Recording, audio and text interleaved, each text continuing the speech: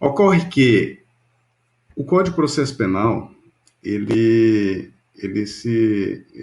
uma modificação, de certo modo, recente, em que a prisão, ou melhor, o Instituto da Apresentação Espontânea,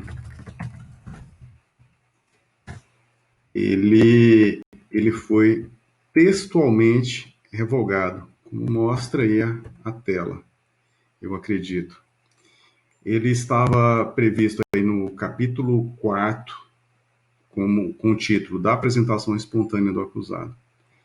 E essa redação ela foi excluída desde 2011 aí pelo Código de Processo Penal, passando a estar regido tão somente na sequência o capítulo 4 como sendo da prisão domiciliar, que a gente irá tratar posteriormente. Pois bem, então não há que se falar mais em apresentação espontânea, conforme a situação que eu relatei. O principal dispositivo legal que trata da prisão no CPP é o artigo 301, que diz o seguinte: qualquer do povo poderá, e as autoridades policiais e seus agentes deverão, prender quem quer que seja encontrado em flagrante delito. Essa previsão, ela é, só confirmar aqui,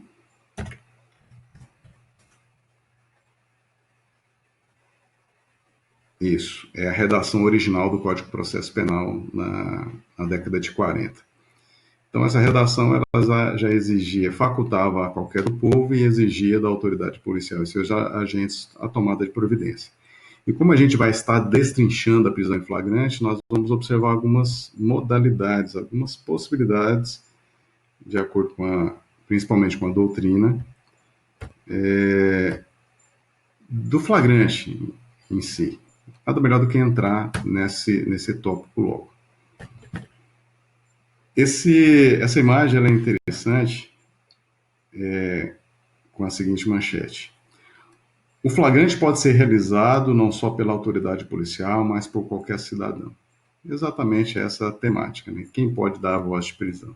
Então, existem algumas particularidades que deverão ser tratadas dependendo da ação penal do crime praticado, se privada, se pública, se é condicionada ou não a representação da vítima ou seu representante legal.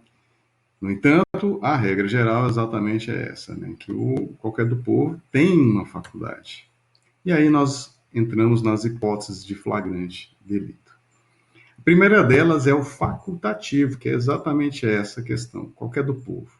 Esse qualquer do povo, essa nomenclatura povo, ela é inadequada, sob o ponto de vista constitucional, porque ela restringe ao cidadão, e nem todos podem ser considerados legalmente como cidadão de acordo com o conceito aplicável aí, e inerente às regras do direito eleitoral.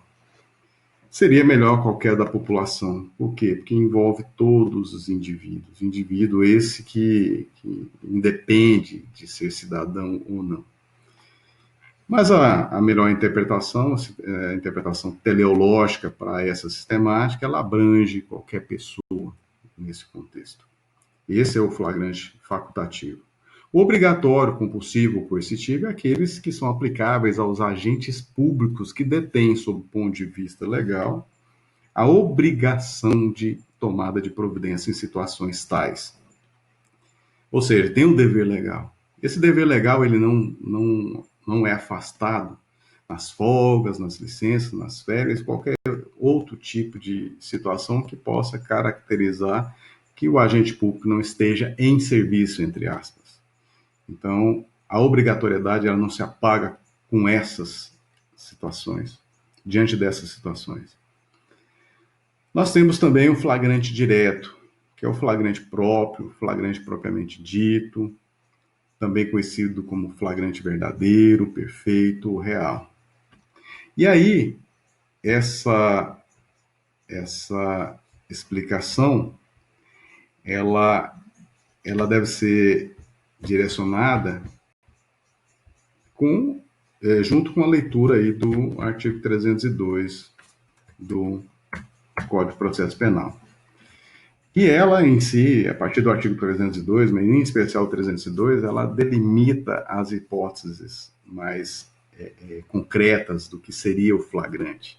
Uma coisa é qualquer do povo poder tomar providência, outra coisa é a autoridade policial, mas assim, em que hipótese efetivamente poderá alguém fazer algo? E aí o artigo 302 estabelece que considera-se em flagrante delito quem, primeiro, está cometendo a infração penal. Segundo, acaba de cometê-la. Terceiro, é perseguido, logo após, pela autoridade, pelo ofendido, ou por qualquer pessoa em situação que faça presumir ser autor da infração. E quarto, é encontrado, logo depois, com instrumentos, armas, objetos ou papéis que façam presumir ser ele autor da infração.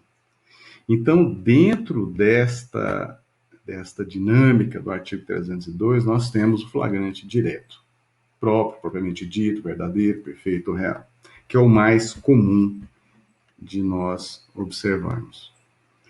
E esse exatamente ocorre quando está cometendo ou acaba de cometê-la. Isso nós nos remetemos a uma situação de imediato, incontinente, que é, nós temos aí como exemplo o artigo 302, que já foi lido, e os incisos primeiro e segundo são os exemplos do flagrante direto, que é o mais comum que nós temos. Então, assim, não tenho o que explicar mais. Né? São situações essas que mostram que o fato está em desenvolvimento da ocorrência delituosa ou mesmo acabou de cometê-la, mas é uma coisa de imediato, assim, de pronto. Né?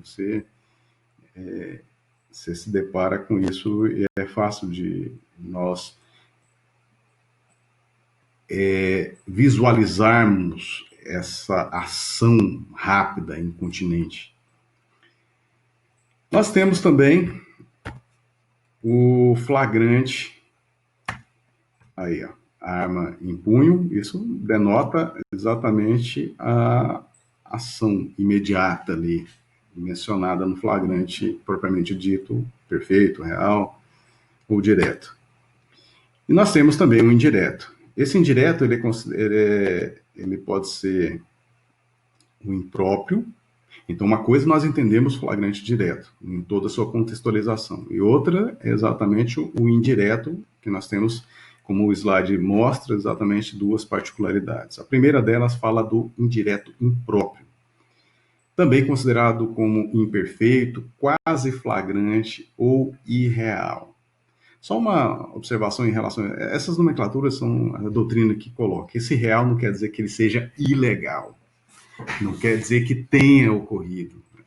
É uma nomenclatura que não vou nem discutir o mérito de quem propôs essa nomenclatura. Mas vamos lá, é considerado como flagrante em pé de igualdade com o flagrante direto.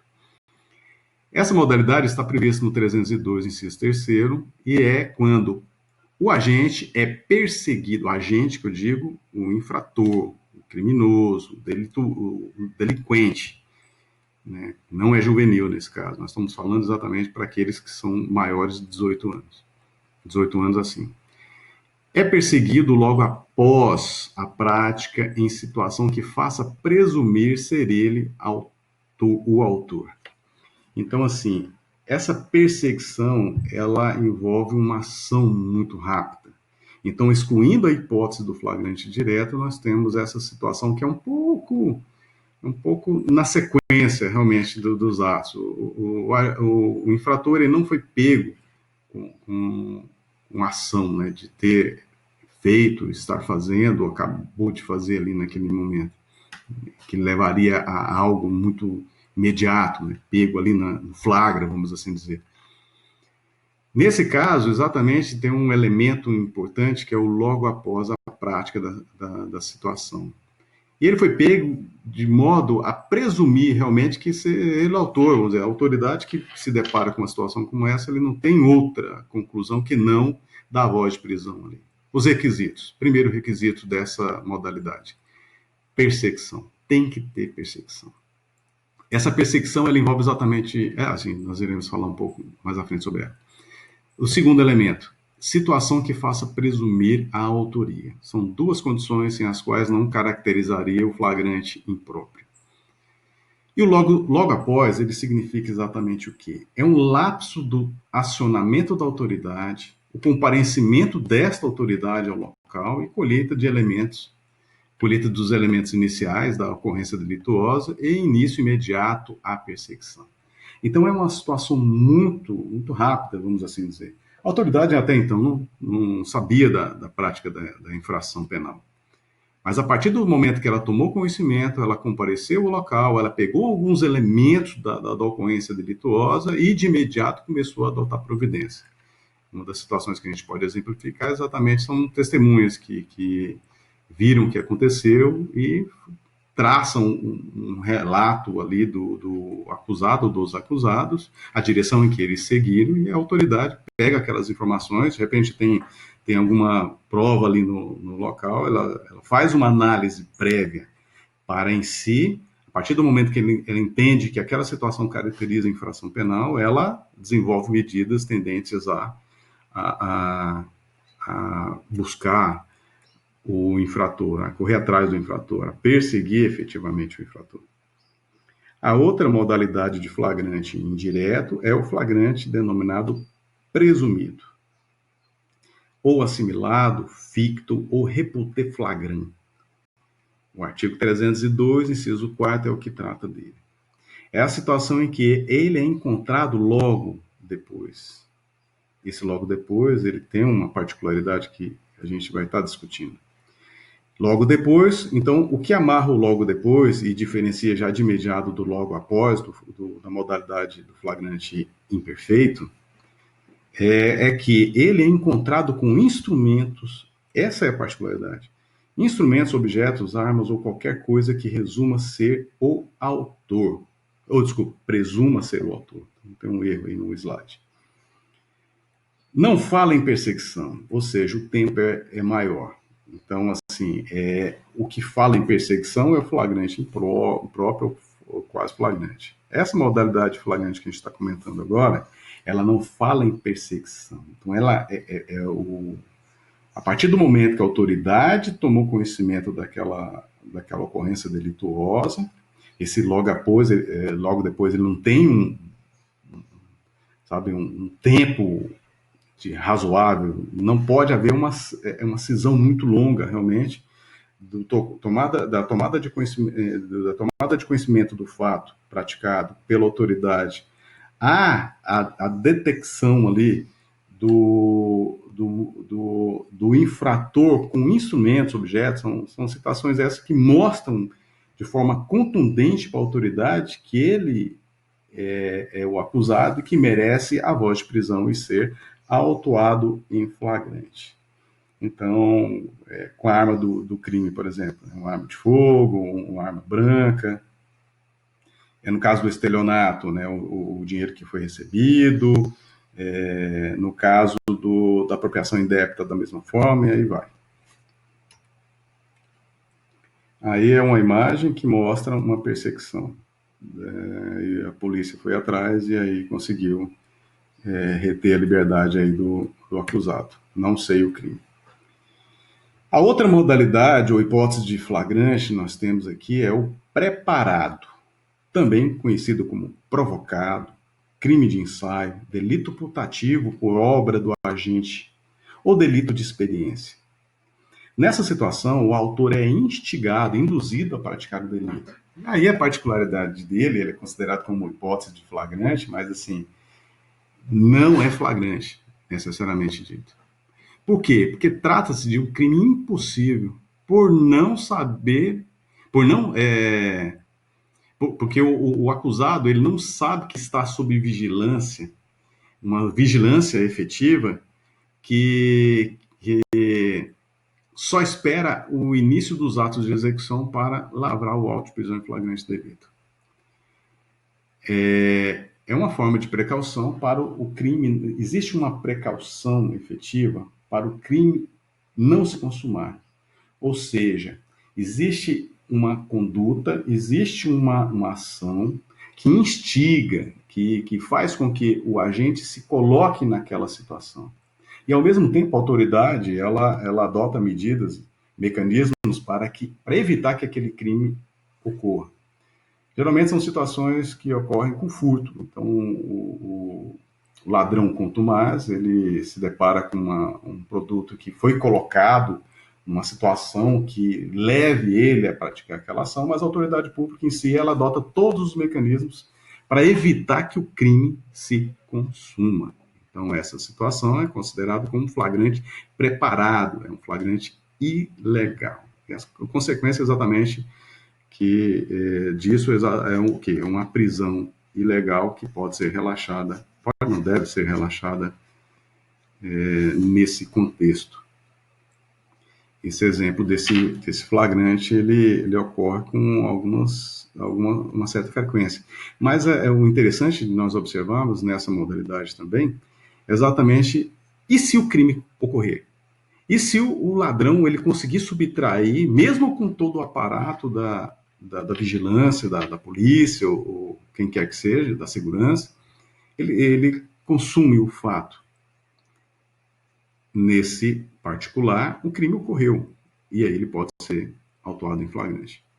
Então, só quando não é possível, ou seja, quando o crime é considerado como crime possível, porque os mecanismos para evitá-lo foram de tamanha ordem que impede a consequência imediata disso. A outra hipótese de flagrante, que também não é flagrante, é o chamado, não é hipótese de flagrante, em seja a prisão legal, isso que eu quero dizer, é o flagrante forjado, maquiado, fabricado, urdido ou armado. Por todas essas nomenclaturas, dá para se observar que é uma situação absolutamente ilegal, em que a situação ela é situação falsa, que foi criada para incriminar alguém. Infrator é o forjador e ocorre também, geralmente em situações assim, a prática de abuso de autoridade. É o caso, por exemplo, do agente que coloca droga no veículo de quem está sendo alvo de uma busca no veículo. Então, assim, aquela droga, a droga foi colocada, ela foi fabricado o crime em si. Essa situação em si, ela não configura hipótese legal de prisão. O STJ ele se posiciona a respeito desses casos, diferenciando um do outro, tanto o preparado quanto o do forjado. E aí, entre aspas, diz o seguinte o julgado, que é da quinta turma, um julgado de 2013, tendo como relator o ministro Jorge Mussi. No flagrante preparado, a polícia provoca o agente a praticar o delito e, ao mesmo tempo, impede que ele se consuma, cuidando-se, assim, de crime impossível. Ao passo que no flagrante forjado, a conduta do agente é criada pela polícia, tratando-se de fato atípico. E o interessante que eu me recordei agora do flagrante forjado também é que quem comete crime nesse caso é o forjador, é a autoridade, se fosse o caso, a autoridade que fabricou o flagrante. Então, nesse caso, a voz de prisão poderia ser para a autoridade, né? Diante dessa situação. Nós temos também o flagrante esperado, que é quando policiais dirigem-se ao local onde irá ocorrer o crime e aguardam a sua execução. Geralmente ocorre em situações de campana. A autoridade policial não sabia da ocorrência em si, mas ela foi avisada, seja pela vítima, seja por alguém que tomou conhecimento de que algo iria ocorrer, qualquer tipo de crime, seja droga, seja homicídio, seja furto, vamos dizer, são situações que fazem com que a autoridade tenha conhecimento de que aquela ação irá ocorrer naquele momento e vai para atuar naquela ocorrência. O STJ ele se posiciona da seguinte forma: policiais, após obterem por meio de interceptação telefônica, informações de quadrilha armada pretende realizar roubo, consegue tempestivamente evitar a consumação. Esse é um flagrante esperado. Então, o flagrante esperado é um flagrante legal quando ocorre. Outra situação interessante, julgado do STJ. Sistema de monitoramento eletrônico, observação dos passos do praticante do furto pelos seguranças. Não rende ensejo por si só ao automático reconhecimento de crime impossível, porquanto, mesmo assim, há possibilidade de ocorrer. Então, nessa situação, é o que legitima a possibilidade de prisão em flagrante no caso configurado como flagrante esperado. Ou seja, não é crime impossível, não é crime preparado, por exemplo. A outra modalidade ou hipótese de flagrante é o flagrante prorrogado, retardado, diferido, protelado ou por ação controlada. São situações essas que a autoridade ela se depara com a hipótese de flagrante, mas ela não dá voz de prisão, ela não age de imediato. E aí essa situação é acobertada pela legislação que faz com que permite que a autoridade dê voz de prisão posteriormente. Exatamente isso. São situações essas que ocorrem quando há, evidentemente, a autorização judicial que permite protelar a ação policial, por exemplo. E aí o policial ele retarda o momento da intervenção. Por quê? Porque o momento que entende que, diante da investigação, diante do contexto da apuração em si, entende que existe um momento mais eficaz posteriormente. Ou existe um momento mais eficaz posteriormente por conveniência da investigação. Ou seja, a autoridade, dentro do seu crivo, do seu tirocínio, ele vai identificar o momento mais apropriado posteriormente para essa voz de prisão. Então, são situações que ocorrem para macrocriminalidade, previstas na Lei 9.034 de 95, na Lei de Drogas, na Lei de Lavagem de Capitais. São situações essas excepcionais que permitem a dilatação do momento da prisão por uma avaliação de quem vai tomar providência de imediato, geralmente a autoridade policial. Aí, uma hipótese de flagrante, em que não dá para perceber muito bem o que é esse produto, se é contrabando, se é droga, mas aí a autoridade policial identificou a ocorrência e já está adotando as medidas necessárias. Essa situação, ela ocorre, como está ocorrendo o crime, é o flagrante direto. Pois bem, existe a última modalidade que nós iremos tratar, que é o flagrante especial. Esse flagrante especial está previsto no artigo 307 do Código de Processo Penal. E é quando o crime ocorre na presença da autoridade. Que autoridade? Na presença da autoridade delegado ou na presença da autoridade juiz. Então, existe essa situação que, na presença da autoridade, essa autoridade, no exercício de suas funções, ela deve ser a autoridade que vai lavrar o auto de prisão em flagrante delito. Isso quer dizer exatamente o quê? O juiz lavraria o auto de prisão em flagrante delito? Sim.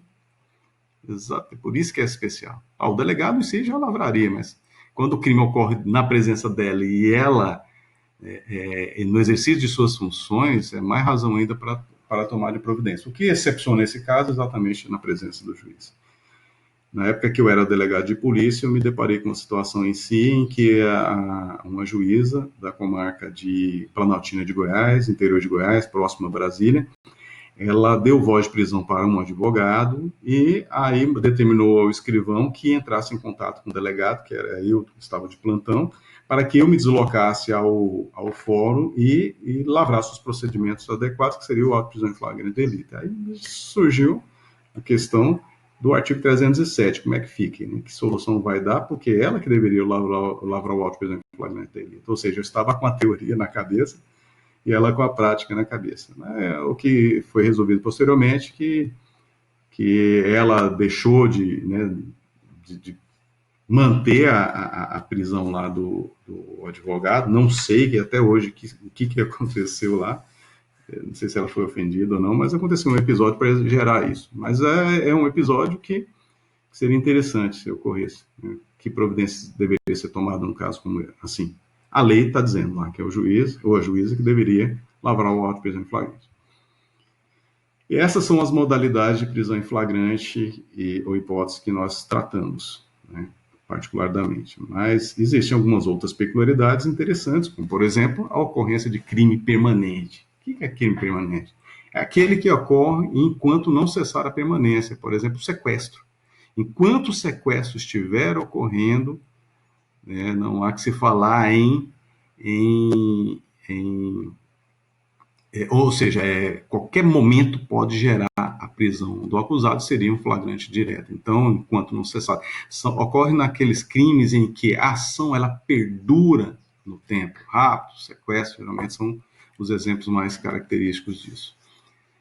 Forma do auto de prisão em flagrante delito. Exatamente o quê? Como é que ele deve ser conduzido? Qual é a sua cara, né? Qual que é o seu contexto?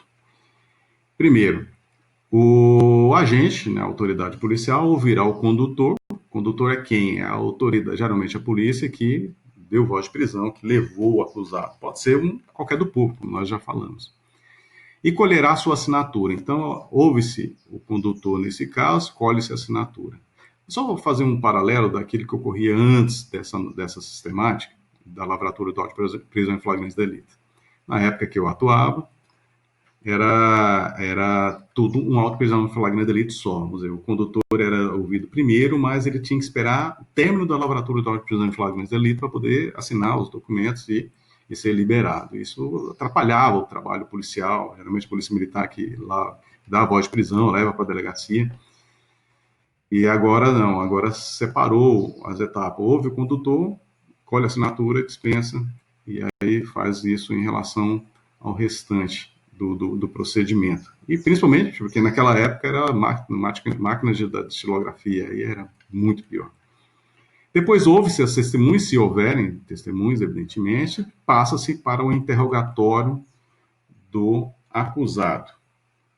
Existe uma situação, no caso do interrogatório do acusado, que no flagrante especial, tem que narrar, evidentemente, essa circunstância que gerou o flagrante especial, uma voz de prisão, declaração do preso, testemunhas da ocorrência no caso do flagrante especial. Pois bem, recolhimento à prisão, exceto se livrar-se solto ou mediante fiança. Existem algumas situações que fazem com que o acusado, mesmo sendo lavrado flagrante, ele não é recolhido. Lavra-se a peça do documento em si, mas ele não é recolhido. Nós iremos tratar isso quando da liberdade provisória, com ou sem fiança, mais à frente na disciplina. A outra situação é a comunicação da prisão e local onde se encontra quem é o juiz. Isso é 24 horas, onde quer que o camarada se encontre. Ele tem que comunicar. Essa comunicação tem que ser formal, evidentemente. É conveniente relatar verbalmente por meio de telefone, hoje, um WhatsApp, e-mail. Com certeza para falar que comunicou o juiz, porque existem algumas situações, algumas particularidades em locais muito distantes. Nós vivemos na região amazônica, nós nos deparamos com situação complicada, às vezes deslocamento em casos de difícil acesso, né, com um deslocamento só de barco, por exemplo, Amazonas, Roraima até o Baixo Rio Branco, no caso, Pará, e algumas localidades em que o deslocamento é muito difícil, às vezes viatura quebrada, e vários contextos, né, que complica mais. No entanto, a norma, o conjunto normativo, ela determina que essa comunicação tem que ser 24 horas após a prisão, efetivamente. Comunicar quem também? O Ministério Público, a família ou a pessoa por ele indicada. Ele quem? O acusado. E o advogado e defensoria pública para adotar as providências que julgarem cabíveis. Então, essas comunicações a todos esses atores são comunicações formais, obrigatórias, sob pena de ilegalidade no flagrante. O flagrante é um mecanismo de formalização do cerceamento de direitos de liberdade extremamente rígido, enseja diversas nulidades, que será tratada aí no processo penal 2. Um outro elemento também extremamente importante é a nota de culpa. A nota de culpa é exatamente mostrar para o acusado do que ele está sendo acusado e quem, né, foi o condutor, né, por que ele foi preso efetivamente. São os documentos que geralmente ele pega também para discutir com a advogado, defensoria e tal. Ele toma ciência formal exatamente de que a sua conduta gerou aquela prisão. O porquê disso? Uma observação interessante, no caso do flagrante, é exatamente do que? É valorizar o tirocínio da autoridade. Quem é a autoridade policial, seja autoridade policial militar, autoridade policial civil, no que diz respeito ao momento da lavratura do auto de prisão, não, do momento, desculpa, momento só se fosse no flagrante postergado, mas é o tirocínio da autoridade para atuar, para fazer a leitura da ocorrência da cena do crime, para tomar as providências, dar a voz de prisão, ter a segurança jurídica do que fazer a partir do momento que alguém deu voz de prisão, elaborar o contexto mental sobre essa situação em si e permitir que dali decorram providências efetivas, formais, no caso. Uma outra situação interessante de observarmos aí no auto de prisão em flagrante delito é que a falta de testemunho não é obstáculo para a sua lavratura. Necessário se faz exatamente o quê? Buscar-se duas testemunhas de apresentação do preso, pelo menos duas testemunhas. Essas testemunhas exatamente são testemunhas não do fato em si, mas são testemunhas de que o preso foi apresentado e aquele foi o motivo pelo qual ele foi apresentado para a autoridade policial civil ou a autoridade policial federal, ou seja, o delegado de polícia. A recusa em assinar do acusado, ou se ele não souber ou não puder, duas testemunhas da leitura na presença do acusado, ou seja, faz a leitura do auto de prisão em flagrante de delito na presença de duas testemunhas e seriam testemunhas exatamente da que foi feito, foi cumprida aquela formalidade, foi lido ali o auto de prisão em flagrante de delito para ele.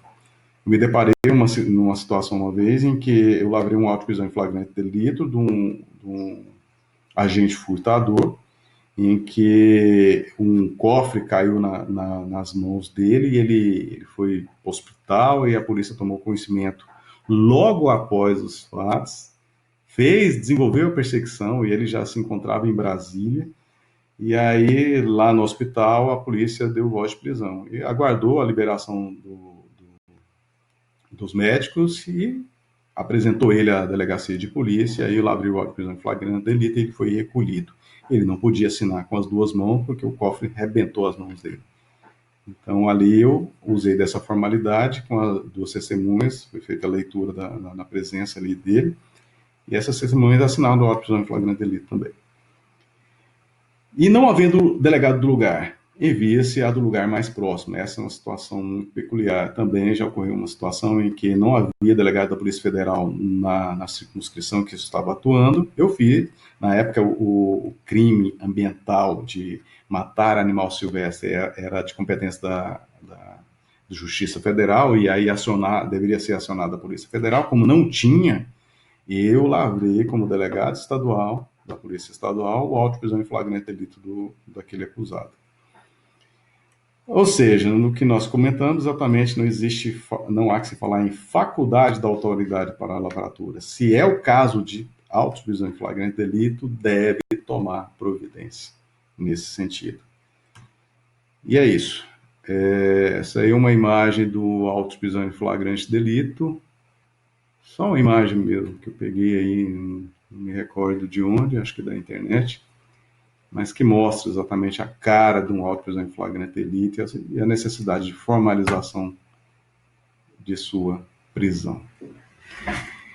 Aí nós entraremos em audiência de custódia. Algumas particularidades relacionadas à audiência de custódia. Conceito de audiência de custódia. A audiência de custódia é um mecanismo que foi implementado com base em normativa internacional, do qual o Brasil é signatário, que é o Pacto de San José de Costa Rica, e exige exatamente que, em situações de cerceamento do direito de liberdade, o Poder Judiciário competente tome conhecimento e adote as medidas que acharem adequadas naquele caso. Na nossa particularidade, existem uma série de normativas. Hoje já o Código de Processo Penal, existe normativa do CNJ, do Ministério Público, etc. É o que mais tem. Após receber o auto de prisão em flagrante de delito, no prazo máximo de 24 horas após a prisão, que é, conforme eu já falei, né, que é do ato da prisão e não do começo da lavratura. Às vezes ocorre do camarada ser preso no lugar, ele é deslocado para a delegacia e ali formalmente começa a ser a lavratura, mas não, é do momento que ele foi cerceado do direito de liberdade. Deve ser realizada a audiência de custódia, com a presença do acusado, advogado, ou defensoria pública e o Ministério Público, devendo o juiz, nesse caso, relaxar a prisão que ele considera ilegal. Ele vai fazer a sua interpretação jurídica do que ocorreu e, se entender que é o caso, relaxa a prisão de imediato. Ou pode converter a prisão em flagrante em prisão preventiva se preenchidos os requisitos para a prisão preventiva, ou mesmo conceder liberdade provisória com ou sem pagamento de fiança, ou seja, libera provisoriamente o acusado com o cumprimento, necessidade de cumprimento de algumas condições. Condições essas que são mitigadas no caso do artigo 23 do Código Penal Brasileiro, que trata das causas de exclusão da antijuridicidade do fato, como legítima defesa, estrito cumprimento do dever legal, exercício regular de direito ou estado de necessidade. São situações essas que geram a autuação em flagrante delito, evidentemente. O acusado ali tem algumas obrigações a serem feitas naquele momento. No entanto, o juiz ele vai liberar, evidentemente, ele tem que liberar. Existe uma particularidade nesse sentido, se o juiz entender que é o caso de sua incidência. Tá aí um exemplo da audiência de custódia, tá o acusado ali na imagem, um juiz, membro do Ministério Público, advogado, e é isso. A audiência de custódia não se discute mérito, não se discute as circunstâncias, o fato que ocorreu em si, se é crime, se não é crime. A realização da audiência de custódia vai analisar exatamente a legalidade do cerceamento do direito de liberdade do acusado.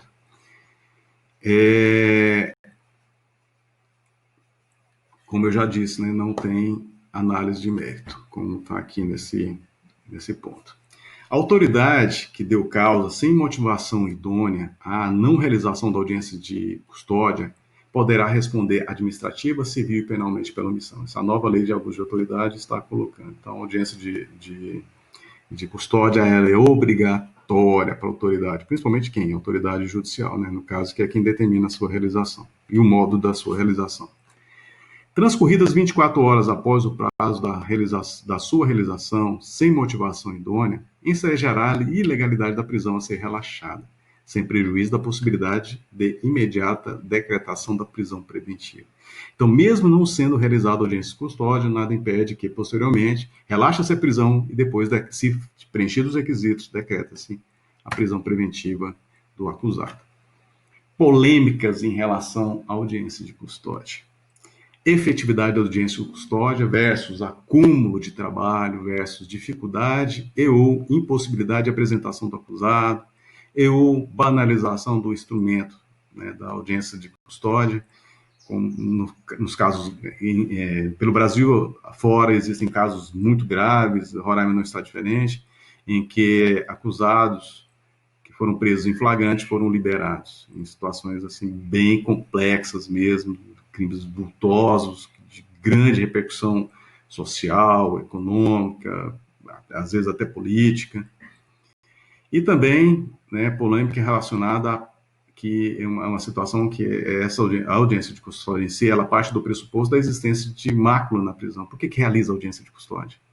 Então, assim, se houvesse uma credibilidade efetiva na atuação da corporação policial, civil ou federal, na lavratura do auto de prisão em flagrante delito, com todo o seu contexto, que é o que eu acredito legalmente e juridicamente, não haveria que se falar em audiência de custódia, que é uma audiência que não analisa o mérito, né? Discute só a questão da legitimidade ou não da prisão em si. Toda e qualquer situação que exija deliberação judicial, provocada ou não, deve constar da ata da audiência de custódia, com determinação de cumprimento. Ou seja, se houver necessidade de realização de perícias, laudos, encaminhamentos para a corregedoria, Ministério Público, qualquer tipo de tomada de providência tem que estar formalizada ali na ata, não só formalizado, que geralmente essas audiências de custódia são gravadas também. E na audiência de custódia gravada, nada impede que essa deliberação seja verbal, mas é importante que seja reproduzida na ata, que todos terão conhecimento das deliberações que ocorreram ali como reflexo da audiência de custódia. Reflexo não, como resultado da audiência de custódia. Uma situação interessante que, né, exige a reflexão de todos é exatamente um caso concreto em que um acusado relatou o seguinte, mais ou menos dessa forma.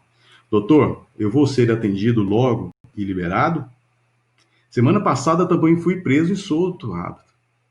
Então, fica aí algumas questões para serem ponderadas por todos, evidentemente. Então, vocês façam a análise, cada um a seu modo, em cima desse contexto.